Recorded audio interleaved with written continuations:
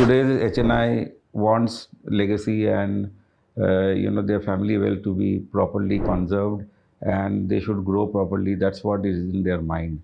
Are they more patient? They are becoming more and more patient. इसीलिए शायद compounding से wealth बनाते wealth बनाते हैं हम लोग. So power of compounding and patience are correlated. And they will take risk. Of course, once you become HNI, ultra HNI, you do take risk. There is a risk capital always there. But I think 75% to 80% of the wealth they want to, stay for long term. Reserve and long term.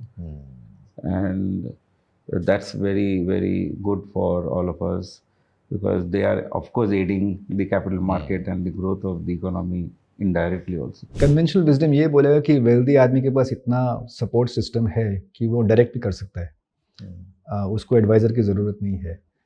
But मैंने देखा है कि काफ़ी wealthy लोग जो हैं, in fact all wealthy people, और आप अलग अलग एस्पेक्ट्स ले सकते हैं, individual, family office, private limited company, they will all take advice and they take it as tuition fees.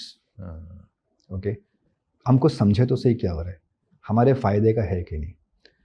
They will reach a stage where they will want to do things directly. Some of them will succeed, some of them will not succeed. बोलेंगे हम co-invest करेंगे, हम directly जाएंगे, थोड़ा सा fees कम होगी.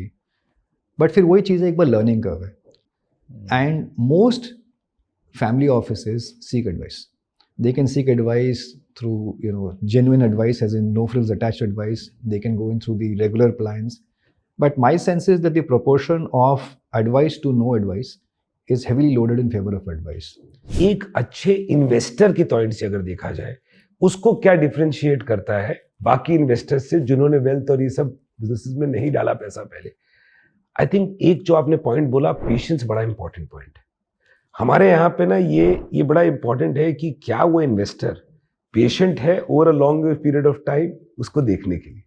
दूसरी चीज, ये रिकग्निशन होना, क्योंकि most of these wealthy clients were people who were the ones जो ऑलरेडी अपने बिजनेसेस रन कर रहे थे, जिन्होंने बिजनेस इतने साल रन किए और वेल्थ क्रिएट की अपने बिजनेसेस.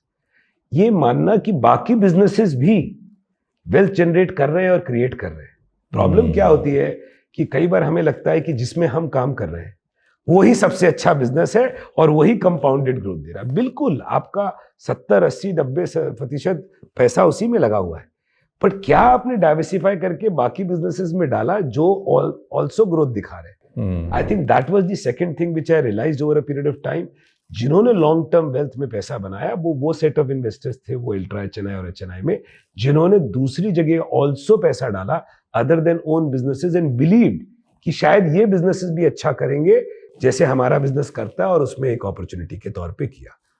तीसरी चीज, आई थिंक जो भी वेल्थ का पोर्टफोलियो क्रिएट किया गया, उसके क्रिएशन के ऊपर बहुत टाइम खर्च किया. अगर किसी ने ये टाइम नहीं खर्च किया तो लॉन्ग टर्म के बाद रियलाइज होता है 5 साल या 10 साल के बाद, अरे मैंने तो सारा पैसा एक ही एसेट क्लास में डाल दिया, या मैंने दूसरी एसेट क्लास में डाल दिया, जबकि मेरे को डाइवर्सिफाई मल्टीपल एसेट क्लासेस में करना. तो जिन्होंने ये 3 चीजें पेशेंस बनाए रखी, अपने बिजनेस के साथ साथ दूसरे बिजनेस में सोचा कि अपॉर्चुनिटीज है, let me put that here, और तीसरी चीज लॉन्ग टर्म जो ये बिल्ड किया, I think portfolio, that is an important thing.